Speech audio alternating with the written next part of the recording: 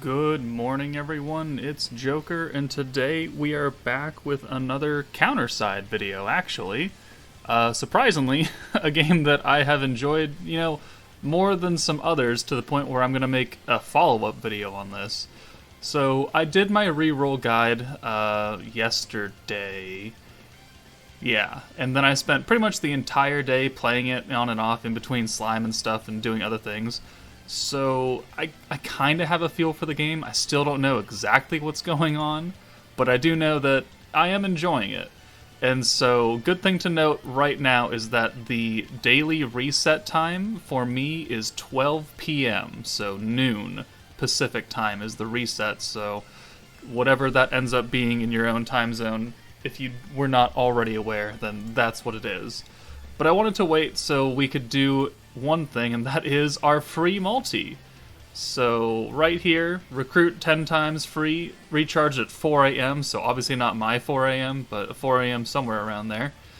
But we get free once for 33 days is when the game came out, so we can do a free 10 pull, and I've gotten relatively lucky in this game so far. I'll show you after we do this. I'm not upset with how it's worked out. So let's see. Do we get a box here? We do not get the box with the notes, so we're probably not going to pull a SSR here. Nope, so we just got purple right here. No lightning, no gold switch over.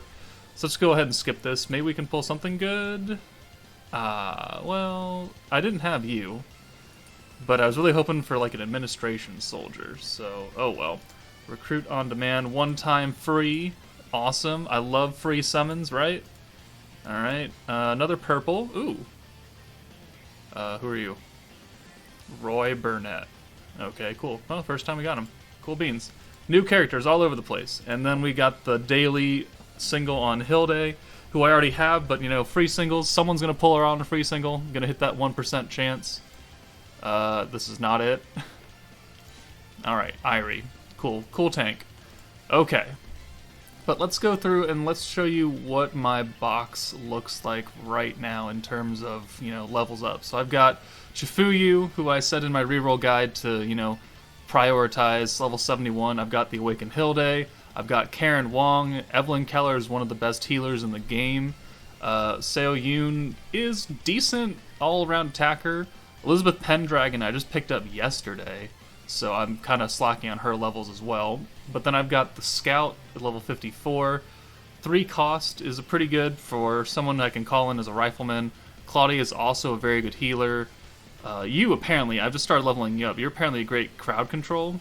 And then I've got Shinatsu over here. And then I do have, I think, one more SSR hanging around somewhere, maybe? Maybe not. Maybe not. But not to worry, because there's some missions that are going on right now.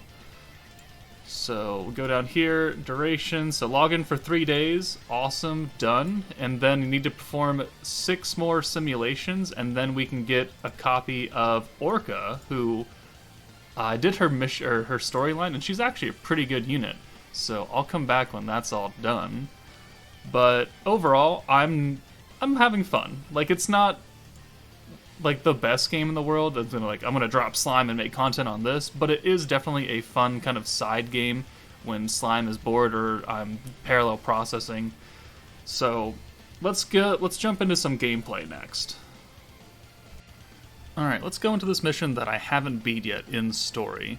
Now, I'm not a big story reader, but this is what the main screen looks like. So this is your team building screen. You have a ship that you can exchange, so form squad, and you can choose, the basic ship. This one you get for free after you get enough achievements. And then here is the actual team itself. So I've got placements all over the field, and unit placement on this board does directly affect how and when they show up in battle. So these 4 units right here are always going to be like the first 4 that pop up, and then the rest of them are going to come in naturally, but you'll always have a choice of these 4. The leader, that you can denote with, the leader button right here, gets a 1-point reduction in their cost, so that's really good. They all have different skills, they have abilities, the ship has skills and abilities, they have stats. Squad CP is like your total team power level, whatever. There's an operator you could put here if I had one, but I haven't pulled one yet. So let's just go ahead and deploy using the Eternium purple gem stuff. That's essentially your stamina. So, skipping the story. Sorry, people who like story. The game is quite hectic when you get into it. So, right here, start. We're going to pause. And so you have your energy meter that fills up, and that denotes what you can, what unit you can put out in the field. So 5 cost, 5 cost. 3 cost, it's going to take away 3 bars, and then I'd only have to wait another 1 bar to launch someone else. So Hilde being a high cost one, I'd rather get out on the field first, and when she comes down, she has like an AoE kind of pushback skill. And the game looks very good, so now I've got to wait while the energy meter turns up. I'm going to drop Chifuyu out here because she's my highest level unit. The ship has a special weapon over here that you can launch manually, and they all have different effects. I'm going to bring Evelyn in so she can keep my team healed up. And I'm going to wait until I can get Karen out. And now we're doing direct damage against the ship. So once all the enemies are gone, you can start hitting the ship directly, and you can see that its health bar is going down quite quickly. We got ultimate skills. Like, there's so much going on in this field, I have no idea. All these units have buffs, and I don't know why. I'm very ignorant when it comes to this game, but we won, and we got 3 stars because we cleared it in 1 minute or less. So just based on that one battle alone, I don't know if you could tell what was going on, but I couldn't tell what was going on. We get rewards though, level up items, coins, credits, whatever. We got some kind of unit that we could level up if we wanted to, more story missions. This game has a lot to do inside of it. So we have the main storyline right here, which we're only in episode 4. We have supply operations that you can grind out materials to awaken all your units. We have shards for characters that you can feed into them. These all have, varying levels of difficulty. So there's a lot to do. Simulations are your limited time grindable things a day, which is also, we need to do all 6 of these before we can get that free copy of, what's-her-face? Orca. So I'll do these in a bit. Also have some side stories for all these units. A lot of them are actually pretty fun. Like, obviously I've played through Orca's story, I just haven't gotten that last star on the hard mode. But doing all these does net you, a good amount of crystals. And then challenge events, I haven't even attempted any of these yet. Free contracts, haven't done these. Counter cases are where you can, investigate some of the backstory in your units, and they do give you different things as you level them up. So I got, level up items, and I got some free summon tickets right here. And then down at the very bottom there's events. There's a sweet promotion event going on that has a grindable event currency that you can exchange for different things. Now, I've been asking the people who have played this game a lot more, and they say that you should probably not focus on gear right now, because that's mainly for like high-level PvP and endgame. You should focus on leveling up your units. So I bought all these purple training pack thingamabobbers. So I'll work on that. But this event is actually really easy because most of them all of them on normal, they give you like a team, and you just kind of slot in a couple of your units. So guess, and you just put in your 2. And these units are all, the level of the enemies. So even if you don't have high level ones, the event ones can pretty much carry you, because when I did this, they were at like 30. Half the level, and we still beat it with 3 stars. So if you need some easy to grind, get some free crystals, these are a good way to do that. Now, speaking of crystals, I have 10,000, and that's because I really haven't used any of them, because the amount of free summon tickets that this game gives you is quite a bit. So weekly missions, achievements. So here's 2 free summon tickets right here, just for doing something. I don't know what it was, but we did something. So if we go to recruit, down here, you can see that we've got an operator recruit. So, okay. Well, that's probably how I get them then. Alright, classified recruit for Hilde. Normal recruit is the one we did, for free, but then I've been feeding all my other ones into Rosaria to try and get her for, reasons. Karen I already have, so I don't need to summon on her. This is the special one that they almost try and force you to do at the beginning of the game, but you can skip over it, and I don't recommend you summon for it. I mean, I've gotten all of my SSRs for free. Like, I have not spent a single penny in this game yet. And I think I'm doing pretty well. Chifuyu, Hilde, Karen, Seiyun, Elizabeth. I've got Chinatsu down here. I'll have Orca in like 10 minutes after I finish this video. And then there's another event here. Let's see, let's go back home. And we go to this down here, Circuit Link System. So this is a bingo board where if you play missions that are over Chapter 2, they have a chance of dropping this data analysis coupon. And you can use that to unlock numbers on the board. And as you unlock them, you get bingo rewards, and then if you unlock the entire board, you get a free Awakened supporter. So, hey, Awakened units, just like Awakened Hilde is a special unit, Awakened Lee Jisoo is a separate unit, and apparently this is the only time you can get her. She's not coming back. So I would focus on, getting as many of these data analysis things as you can, finishing this board, getting her, and then not worrying about missing out on a free Awakened SSR unit. So we have a duplicate point now. So that'll feed into this duplicate point right here. So if I get 9 more duplicate numbers, I'll be able to pick any random number that is not already unlocked. I wish it was a little bit cheaper because these don't drop like every mission. I don't know what their drop rate is, but it's not great. Otherwise I would have finished this board already. But then you also have these analysis missions that were going to take some time. You use 100,000 stamina, clear 50 simulations, which you can only do 6 every day, so it's going to take a while.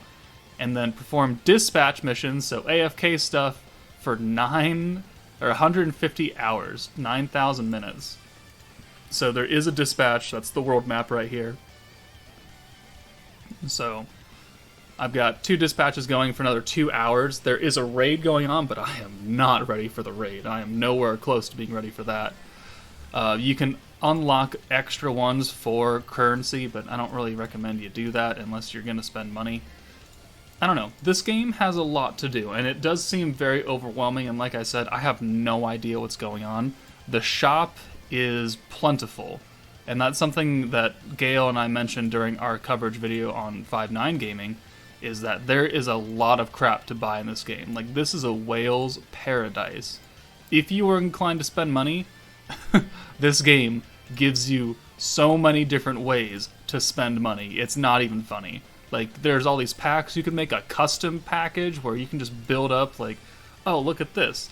I get 7,900 crystals, and then I can choose, like, 300 black tickets, and then I can choose 200 level up things, and I can choose 40 counter cores, and then I can choose some of this shipbuilding stuff, and then I can choose 4 million gold.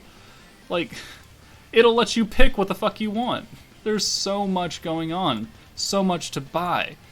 I have not spent anything, and you know what? I don't think I am, unless I really, really get into this game.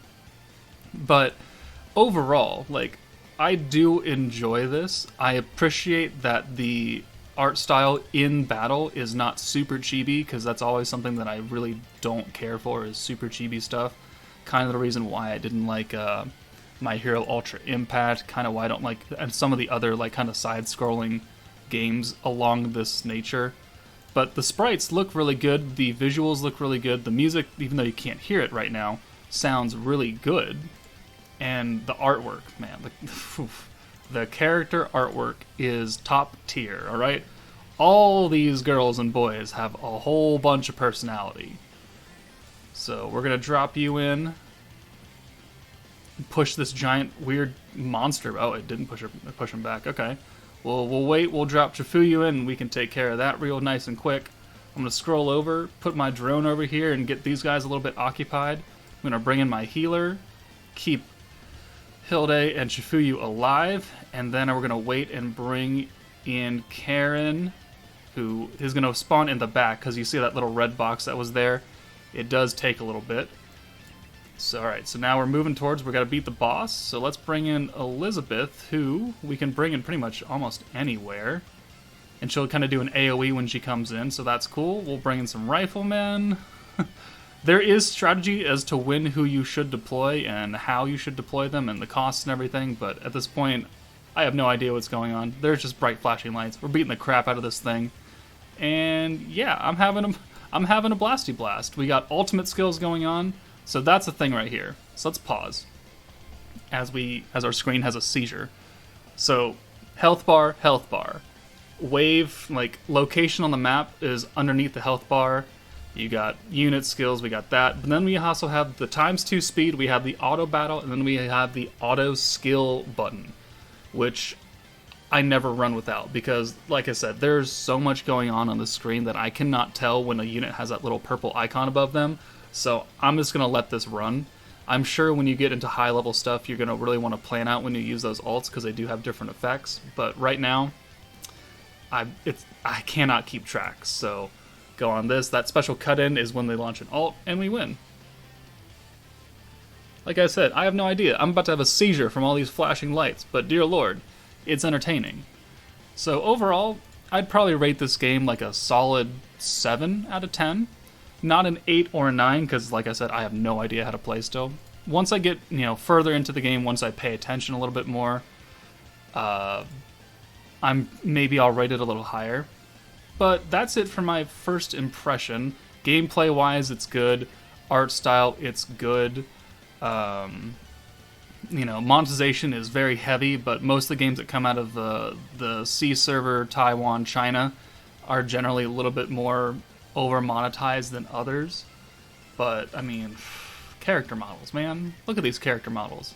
Look at these characters. They all look so good. With so much personality that I cannot even contain myself. Like, look at this. Look at this. And then you. Full decked out armor, but she's got a giant fucking cross. She's got AA-12, like, automatic shotguns. She's a little mobster. There's the unawakened version of Hilde, who, you know what? White-haired waifus, I'll take any day. But, yeah. Let me know how you guys are progressing through Counterside if you're enjoying this game. And if you have any pointers for me, because I'm just going through and burning energy right now. But hopefully you guys enjoyed this video. Maybe it wasn't super informative, but hey, it's entertaining at the very least, right? That's it from me, guys. Take it easy, and I'll see you later.